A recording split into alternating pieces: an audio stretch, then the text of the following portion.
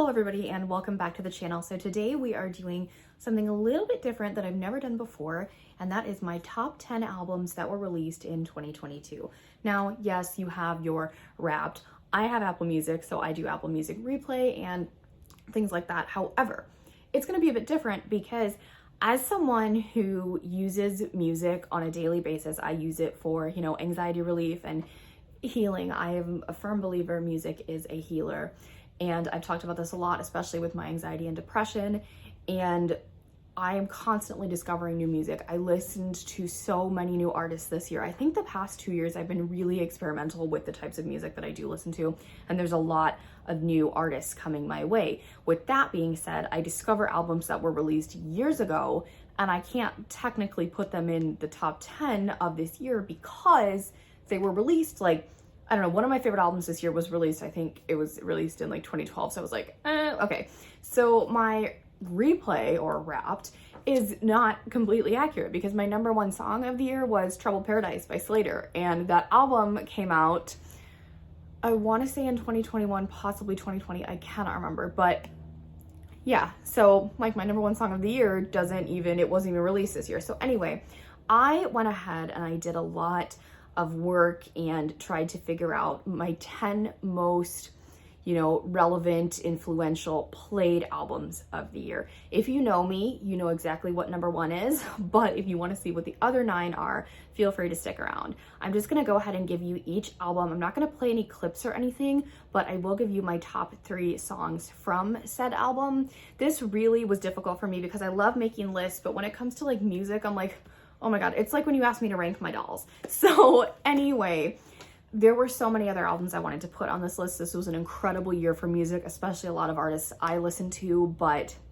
I do want to say for 2023, my goal is to have a lot of other music things come to the channel. I would really like to do album reactions, specifically my girl Lana Del Rey's new album. I have it pre-ordered on vinyl, is coming out in March. So I would really like to do a Lana reaction, but let me know what other artists you guys would like to see me react to who have upcoming projects in 2023. Anyway, let's kick things off with number 10.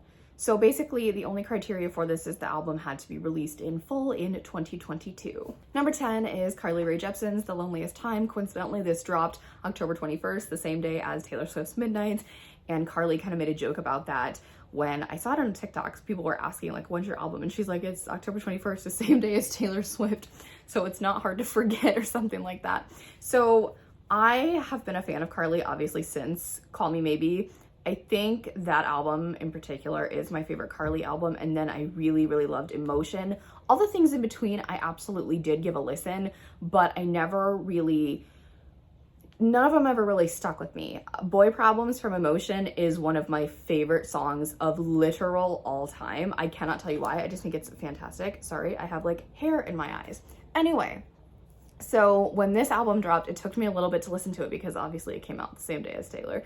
So I knew I wanted to listen to it, and then the Loneliest Time was trending on TikTok, and I was just like, okay, I'm gonna go ahead and I'm gonna give it a listen. Amazing. For some reason, I don't know why, it just really took me back to that, what was it, 2012 Carly? Is that when that came out? I was a freshman in high school when Call Me Maybe came out. But just, I really, really loved everything. I was dancing like a moron. So yeah, if you guys want to see me dance, and some album reactions, that's totally something we can do. Anyway, my 3 favorite songs. Now, all of my favorites are subject to change over time, but my 3 favorite songs from this one in particular, and I did order them, so they are, 3 is Joshua Tree, especially the end half. I just really, really love that one. Number 2 is Talking to Yourself, and then number 1 is actually Anxious. I know it's a really short song and it's at the end of the album, but I love it. I was loving it, and then I was like, okay, is this album, I was loving it, but then I was like, I really need some song to totally pull me in and be like, this album's gotta be my top 10, and it was freaking Anxious. I saw the title and I was like, oh, me, and then it doesn't really relate to, I don't know, but I love Anxious. It's amazing. So now we're gonna move on to my number 9 pick. Number 9 is actually an artist that one of you introduced me to, Rachel Lauren's Self-Preservation. So sometimes over on my Instagram, I will ask you guys help me get through my workday. Send me song suggestions or artists I should check out. And somebody suggested Funeral by Rachel Lauren. And I was like, what? And I listened to it and I was like, holy crap, I'm checking this girl out. And I checked her out and I found out her album came out this year and it was immaculate. The first half is much stronger than the second half, but you kind of have that with albums, but there's not a bad song on this album. I did kind of do this ranking based off of like how many songs I had saved in my library and, you know, so this is an excellent, excellent album. She is a super, super talented artist. I definitely recommend you go check her out. I discovered so many artists this year, and although their albums didn't make this list, like they were so incredible. I might do in 2023, I might do an underrated artist video I want you guys to check out. But anyway, the top 3 songs on Self-Preservation for me right now are Kerosene at number 3, Funeral, the first song I heard, at number 2. It's very, very interesting. It's not really what you think it's about. And then number 1 is Trigger. I don't know why. There's a lot. Rachel covers a lot of serious topics in this album, but she does it like in a totally different way. I don't know how to describe it. Please go listen to that album. Self-Preservation by Rachel Lauren at number 9. At number 8, we have a band that my best friend introduced me to, and this is Love, Drugs, and Misery by Eva Under Fire. There are some albums on here you guys probably would not expect me to listen to, just based on like my personal appearance. Like I get a lot of, oh my God, you listen to that genre? Yes, I listen to absolutely every genre possible. So there's a lot of mixed genres on this album. We have everything from rock to pop to country to alternative, just everything. So Eva Under Fire is a female-fronted rock band, and they released their album Love, Drugs, and Misery, I think in September of this year. So it's only been out for about 4 months. But let me tell you, when I heard the first song my best friend suggested to me, and then I went back and listened to the remaining like singles from this album before it dropped, I was like, I cannot wait for this. This is amazing. This reminds me of my favorite female-fronted rock band of all time, which is Halestorm. I was like, yes, I need this. And this album is incredible. 3 favorites on this album are Ghost. Number 2 is Blow, and this was the first song I heard by this band, and I was like, it just makes you really want to dance and like, I don't know, it's just super fun. And then Unstoppable is probably one of my favorite songs of the year. That is number 1 on this album, and that is really what kind of catapulted this album into my top 10, was how many times I had listened to this song specifically, and it just makes me want to go listen to the rest of the album. So Love, Drugs, and Misery by Eva Under Fire at number 8. Number 7, I wanted to put it higher, but it has not been out for very long, is SOS by SZA. So I knew who SZA was, but I never listened to Control until the beginning of this year. I know, I'm like a terrible person, but oh my gosh, this woman is an absolute genius. There is everything on this album, like every theme, everything you could possibly imagine. It is just absolutely immaculate. And 23 tracks, and apparently there's a deluxe version. Like, excuse me, ma'am, could you not wait like 5 years to release the deluxe version like you did with Control? But anyway, this album is amazing. I have had it on repeat probably since it's been out. I do want to say there's some tracks, it's a very, very long album, so there are some tracks I felt like weren't super necessary. I'm not going to say what ones those were because that's not what we're doing today, but I did save over half the album, so I think that's really good. And what really cemented this album's place for me is I Hate You. And I know it's a single, but this was my number 4 song on my Apple Replay, so clearly I knew something good was coming from SZA, like a majority of you did, I'm sure. And I love that song. And yes, it is in my top 3. Number 3 is Nobody Gets Me. I mean, honestly, there's really no explanation for why that is in my top 3. It's just, oh, that one hurts. And I Hate You is number 2. I wasn't gonna put it on here because it's a single, but literally it cemented its way into my top 5 most played songs of the year. So I was like, yep, okay, I got you. And number 1 is F2F. I think this whole like punk SZA, I want more of this. I need more of this. Can she release a whole album of this? Because when this came on, I was like, whoa, like what the hell? Like, oh my God, you're incredible. So yes, F2F is a jam. And I know that's going to be high up in my most played songs of 2023. Number 6 is Banks, and this is her Serpentina album. I hope I'm saying that correctly. Serpentina or Serpentina? I don't know. I have always meant to look up how to pronounce that, but I just have not yet. So I've been meaning to get the vinyl for this, and I don't have it yet because I'm an idiot. But Banks is an artist I discovered because of TikTok. At the end of last year, I purchased her album 3 on vinyl, and then it just kind of spiraled out of control. And then when I found out she was releasing this album, this is her 4th project, I could not wait. Start to finish, beautiful body of work, absolutely amazing. She is an alternative artist. She is so underrated. You guys need to look out for her because she's very, I don't know, she is Lana, but she doesn't sound like Lana. It's just more like, oh gosh, I don't know. Like comparing people to Lana is like comparing people to Taylor, you know what I mean? But like, it's just, I love Banks, and I listen to a lot of her music specifically when I write, which is when I actually listen to Lana. Like I have certain artists I listen to when I write, and at this point they are Lana Del Rey, The Weeknd, like The Weeknd's old stuff though, Fleetwood Mac on occasion, and then Banks has joined that little group of artists I will listen to. So this is a great album. I love her, and I cannot wait to see what she does in the future. As for my top 3 favorites, Unleavable comes in at number 3. Number 2 is I Still Love You, which is the closing track, and number 1 is Burn. Those are all very, very sad and depressing tracks, but I promise you all that I am okay. Like, I swear to you guys, I am fine. I'm doing the best I've ever been. So if you go listen to those, don't worry, I'm fine. Anyway, number 6, Charli XCX, Crash.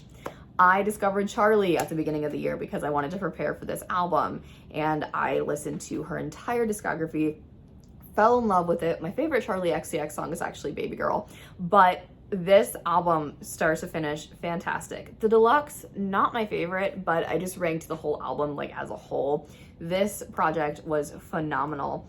I think this might be my favorite Charli XCX album of all time.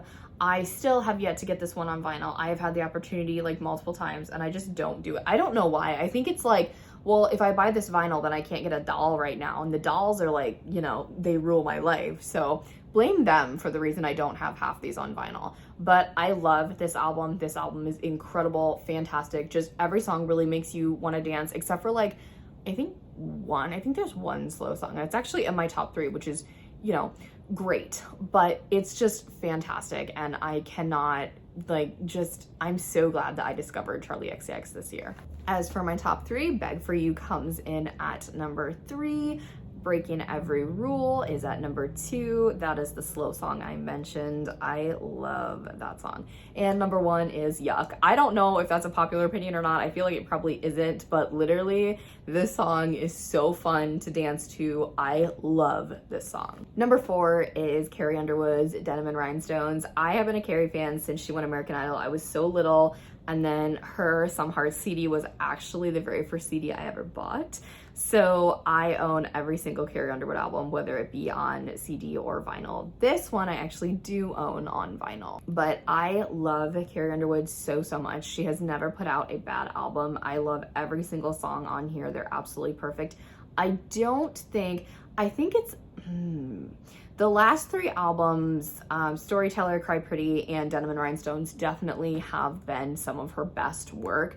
I don't know if this one or Cry Pretty is my favorite album. It's probably Denim and Rhinestones, to be completely honest with you. That most likely will change, because I think my favorite Carrie album used to be Carnival Ride, but then obviously, like, as things went on, it changed. But I love Denim and Rhinestones. It is definitely the best country album that was released this year. And my top 3 songs from it, Crazy Angels coming in at number 3. I feel like I relate to that song a lot. And then number 2 is Wanted Woman, and number 1 is Pink Champagne. My 3rd favorite album of the year is Emails I Can't Send by the one and only Sabrina Carpenter. I actually do have the web store signed pressing coming to me. Hopefully it arrives before I leave on vacation, but this is my girl. I have loved Sabrina Carpenter from day one.